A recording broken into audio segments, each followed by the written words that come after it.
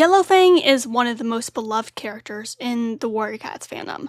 Many maps have been made about her, some with incredibly unique concepts like Poor George by Redcat and Monster by Avinator. It's no surprise that people like her so much. She has an incredibly intriguing arc, going from being a Shadow Clan warrior to being a Thunder Clan healer. One of her sons became an evil tyrant, the other the savior of all the clans, and she's a fiery personality which makes her easy to love. Because of that, it's a shame that it seems like the Erins have done their best to ruin everything good about her, as they keep on digging her corpse up. Join me as I slowly uncover how the Erins have destroyed Yellowfang. Before we get started, if you are new to this channel, please think about subscribing. I regularly post both Wings of Fire and Warrior Cats content, so you'll never be bored. And to my current subscribers, thank you so much for supporting me. I wouldn't have gone here without y'all. Now, without further ado, let's begin. Yellowfang first appears in Into the Wild as a scruffy wildcat attacking our beloved protagonist, Firepaw. At first, we wonder if Firepaw is in danger, as this cat is a rogue and not bound by the warrior code. But he gets the best of her, and we learn that she is a Shadow Clan healer who was exiled from her clan. Firepaw takes up the care of Yellowfang on the orders of Bluestar, and the two become close as Yellowfang settles into ThunderClan. Yellowfang is accused of killing the healer, Spotleaf, and of stealing kits. She knew what would happen to those kits in Shadow Clan, and so she set out to bring them back and prove her innocence. Firepaw is able to round up support from ThunderClan cats and attacks the true culprit. After achieving victory in battle and defeating Broken Star, Yellowfang is offered the ability to return to Shadow Clan. However, she stays in Thunder. Yellowfang cares for all of her new clan, but she feels the most devoted to Firepaw, now Fireheart, who had saved her life. He had grown into a young warrior, and she thought of Fireheart as her own son. Not that she would ever admit that to him until the very end, thanks to her fiery personality. Yellowfang also gained a daughter, Cinderpaw. Cinderpaw became her apprentice after her leg was run over by a car and she became disabled.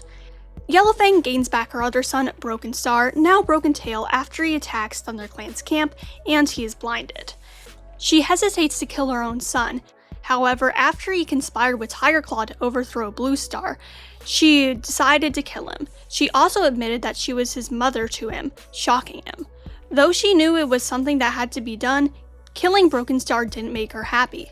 She denied killing him to Fireheart, not knowing that he had overheard her confessions to the dying former leader.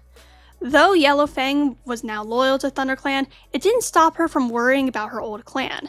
After diseased Shadow Clan warriors arrived in ThunderClan, she asked them if her former apprentice, Running Nose, had been treating them well.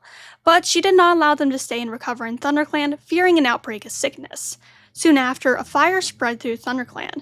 Yellowfang attempted to help the elder Halftail out of camp, however the two of them were surrounded by the flames.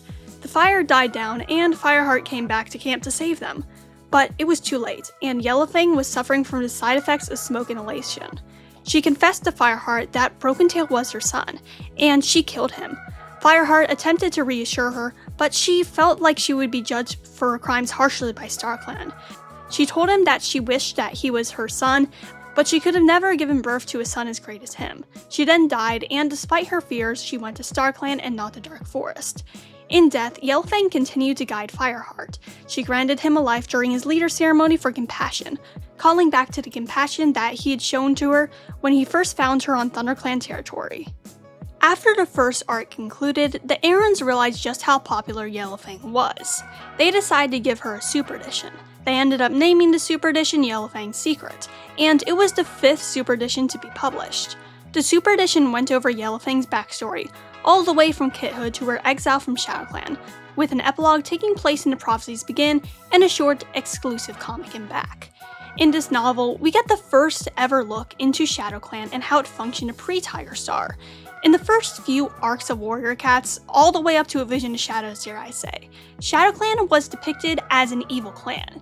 However, here we got to see them as our protagonists, and see that not all of them are evil baby kidnappers like Broken Star. A prime example of this is Silverflame. Silverflame was Yellowkit's grandmother. She was very kind towards her like any grandparent is. The highlight of this novel is by far Yellowfang's relationship with Ragged Pelt. The two are both very ambitious cats, with initially shared goals, but after Yellowfang was forced to become a healer, the two became antagonistic and bitter towards each other.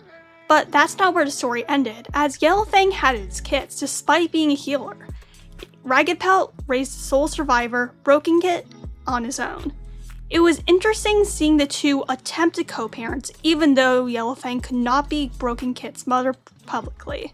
Ragged Pelt tried his best to make Broken Kit into a strong warrior, as he felt as though that was all a cat needed to be in life due to his own upbringing as an outsider, and proving himself by becoming a strong warrior.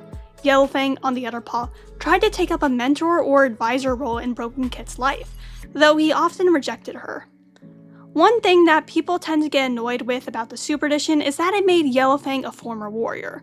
At this point, the majority of modern ThunderClan healers are former warriors. Starting from Goosefeather, who is an apprentice healer, there's Featherwhisker, an apprentice healer, then Spotted Leaf, a warrior apprentice. After her, we have Cinderpelt, who was originally a warrior apprentice. Her apprentice, Leafpool, was a healer apprentice, and the next one, Jayfeather, was a warrior apprentice originally. I believe Jayfeather was the last cat to be named a healer before this book was published, so I'm not going to even go over Elderheart. This book has also been critiqued for dulling Yellowfang's personality. She seems to be kinder and less likely to insult the cats around her. However, one can argue that her harsh personality was a result of what she went through during her Super Edition. But there's a much larger complaint that people have with Yellowfang's secret. One that people don't actually like talking about because it's just such a strange choice for the Erins to make. In Yellowfang's secret, the Erins decided to give her a superpower. Yes, they gave Yellowfang a superpower. The superpower Yellowfang has is slightly vital to the plot of the book, so it's not like it can be ignored. Instead of Yellowfang growing a conscience or dislike of bloodshed like most adult warriors who become a healer do, she was instead forced into being a healer due to her power. Her power was the ability to sense pain. The healer at the time believed that StarClan sent her the power so that she could become a healer. Giving Yellowfang a power is a dumb move. Not only does she not need one, as she works perfectly fine without it, but it's never hinted at in the main series, not even once. If so, she'd be crying out in pain a lot. Wait, I forgot Yellowfang is badass. Never mind that then. But just, why? I actually came up with a theory that she is mirror touch synesthesia. When someone with a condition sees someone be hit or tapped, they will mirror the pain. It is found in 2% of the population, so it wouldn't be unheard of for a cat in the clans to have it, with there being thousands of cats who lived in the clans in total. Yes, before you ask, I learned about this condition from House, but at least I read up in a medical journal about it afterwards. Anyways, the changes to Yellowfang's character and some of her backstory are pretty minute in Yellowfang's secret besides for the random superpower. However, maybe Yellowfang's secret was a warning sign that if the Erins refused to let Yellowfang go and kept dragging around her corpse, she would of course continue to decay until she became a mockery of her former self. Editor Rogan here to say that I messed up. When I was writing the script, it was under the assumption that Yellowfang's secret came out before Power of 3. However, Power of 3 came out before Yellowfang's secret in reality. That means that Yellowfang's character decay was well underway before Yellowfang's secret was even released. However, from a chronological perspective, I still like the way things are ordered in the video, and I feel like it makes the most sense for the watcher, aka you. In the long run, I don't feel like it impacts much, but it's just something to be aware of as we continue forwards.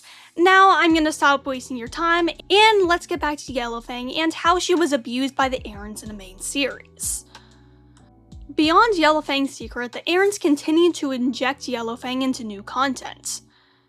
After Firestar and Sandstorm had kits, Squirrel Kit and Leaf Kit, Yellowfang took a special interest in them. She looked after Leaf Kit the most as she aged, as Leaf Kit became a healer with a strong bond with StarClan. The two kits also had a blessing like Yellowfang. They could sometimes share vague feelings with each other and even sometimes knowledge. Just like Yellowfang's power, this is pretty much not relevant whenever it's not their POV, and even when it's their POV later, it's just completely forgotten about in Leafpool's wish and Squirrelflight's hope. Yellowfang began communicating with Leafpool after she discovered the Moonpool, which gave the young healer her name. After she ran away with Crowfeather, Yellowfang promised to help her walk down the path that few healers had ever walked down, the path of love. Yellowfang kept her promise, however she did it in one of the worst ways possible. In order to get Squirrelflight to keep her sister's kits, she lied to Squirrelflight and told her that she was infertile and could never have kits.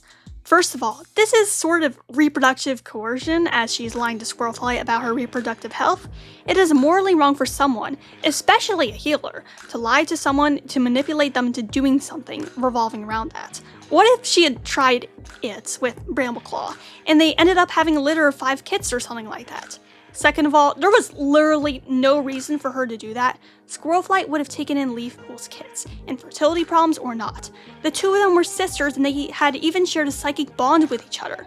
It was not as though the two of them were estranged, like Ivypool and Dovewing are. Third of all, this is StarClan we are talking about. They could have literally sent down a sign saying that Leafpool having kits was cool and part of their plan. They could have had Leafpool leave the kits and create a sign for other cats to find them and raise them. Get creative. Anyways, Yellowfang does not abandon her great-grand kits. She becomes the StarClan mentor to J-Paw, and tells him to be careful with his abilities and chastises him whenever she feels as though he's gone too far. J-Paw gets fed up with her condescension and begins to question Yellowfang and StarClan itself, especially after ThunderClan is hit by a bout of green cough without warning. He begins to wonder just how much power he has. Yellowfang, once again, has a secret. She knows just how powerful the 3 are, but the other ThunderClan leader cats in StarClan refuse to tell him. I wish he wasn't pro withholding information for Squirrelflight though. Later, confusingly, Yellowfang is angry at Bluestar for hiding the 3's parents from them. Once again, she seems to not like withholding information, even though she liked to scoff about her infertility. This also contradicts her behavior in life. In life, she was all about secrets. She needed to hide the secrets of Broken Star's origins. She, out of anyone, should be the one who understands that some secrets, especially relating to parentage, are too grave to be shared. Yellowfang then allowed Ashfur into StarClan after he had attempted to kill her adoptive grandkid, and her 3 adoptive great-grandkids. Not only that, but she was aware at the time of the prophecy of the 3, and that the 3 were vital to the survival of the clans. She was also one of the cats who gave Leafpool the sign about Firestar's death, so she likely knew of Ashfur's involvement in that. So why would she defend him? Yellowfang may have allowed him in due to a relationship to Ragged Star. Ragged Star was a violent cat who was sometimes abusive to her, like Ashfur was to Squirrelflight, even though the two of them had never gone together. In the end, Ragged Star was a good cat, and the two were eventually able to be friends. She may have seen a bit of Ragged Star in Ashfur, though Ashfur was never a good cat. Yellowfang later tells Dovepaw that she is part of the prophecy, so it appears that she is fully pro-secret sharing. However, she doesn't tell Jayfeather about who attacked him and almost killed him alongside Breezepelt. But if there's one thing that stays consistent, it is Yellowfang's strange newfound hatred for the other clans. She refuses to let Feathertail into the secret meeting club to discuss the prophecy. She believes in isolation when they get closer to the final battle, even refusing to bring a message to Flametail. Looking at her history in life, it is a strange position to see her take. Who helped the elders of ShadowClan overthrow Broken Star? ThunderClan. They weren't able to do it alone. And who took in her beloved ThunderClan after the fire? RiverClan. The clans have never truly stood alone. Even when they kicked out SkyClan, they at least did it together. The day before the final battle against the Dark Forest, Yellowfang keeps to her position and yells at the leaders of StarClan that they need to separate. Is she forgetting about what happened in the Darkest Hour when the clans had to band together back then? Is she somehow not aware that Hell is an actual threat that they need to worry about? Is she somehow senile, despite being dead? Or is she simply detached and pessimistic, not caring about her own life?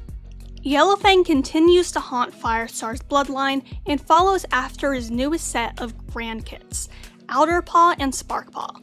Or rather just Outerpaw, because Sparkpaw is a glorified background character for 2 arcs. Even her name sounds like it's from a background character. Yellowfang talks to Outerpaw in his dreams. However, she also talks to Puddleshine, the healer of ShadowClan.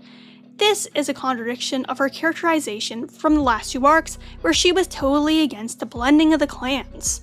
The reason why she changed her mind about clan blending might have something to do with her experiencing the battle between StarClan and the Dark Forest, and gaining a new perspective from having to kill her son twice.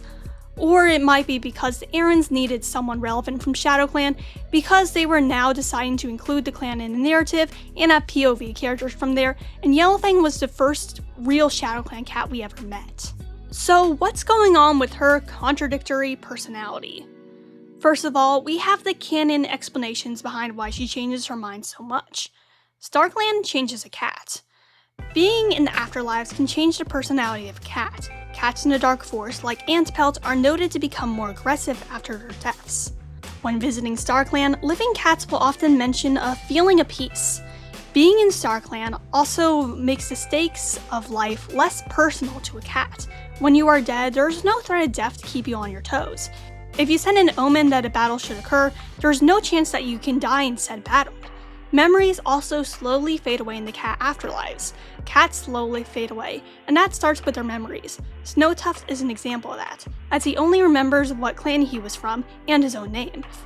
And he admits that he might not even be right about the clan. Though the cats in Starkland may be old, that does not mean they are wiser thanks to the fading memories. Then we have the out-of-universe reasons, such as the large number of writers and just convenience. There are a lot of Erins.